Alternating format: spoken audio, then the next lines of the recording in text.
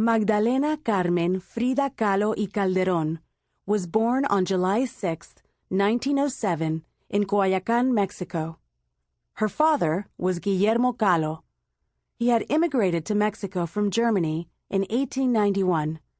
Her mother was Matilde Calderón y González. She was Mexican, and her family was descended from American Indian and Spanish blood. Frida was born at La Casa Azul, the Blue House, a house her father had built for his family in 1904. It was called the Blue House because the outside was painted a bright blue. The house would become an important part of Frida's life. Frida's father had several jobs after he moved to Mexico, but when he married Frida's mother, she talked him into becoming a photographer, which was what her own father had been. As it turned out, Guillermo Kahlo was a very good photographer and was very successful. The Mexican government asked Mr. Kahlo to take photographs of the landscapes and historical buildings of Mexico. For about 4 years, he traveled all over Mexico and took hundreds of photographs. Frida grew up looking at her father's photographs. They helped her learn about Mexican history, art, and architecture. But Frida wasn't just curious to learn about the history, art, and architecture of the country she was born in. She also wanted to learn about nature and science. Frida was always bringing home rocks, insects, plants, and even small animals. Frida's mother wasn't always happy to have bugs and frogs in the house, but her father thought this was fantastic. He wanted his daughter to learn as much as she could. Frida had 3 sisters, Matilde and Adriana, who were older, and Cristina, who was younger.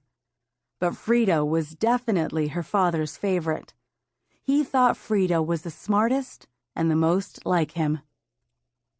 Frida's father liked to paint when he wasn't busy taking photographs. He sometimes took Frida with him when he traveled to the countryside to paint. Frida would watch her father use his paints and brushes. When Frida was 6 years old, she caught a serious disease called polio. Polio is a disease that affects the brain and spine, and it sometimes leaves people paralyzed.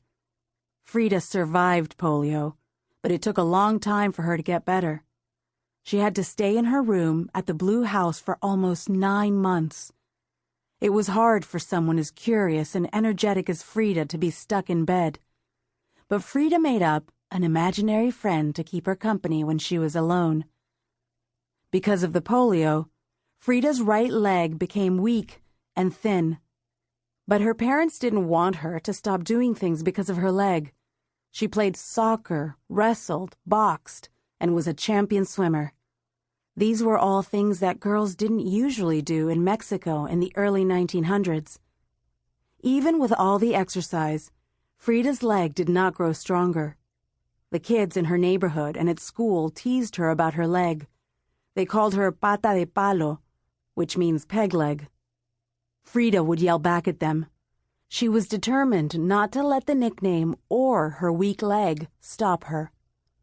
As she got older, Frida wore pants, long dresses, and skirts to hide her leg. She also wore 3 or 4 pairs of socks and a special shoe. Frida didn't want anyone to know she was different, make fun of her, or feel sorry for her.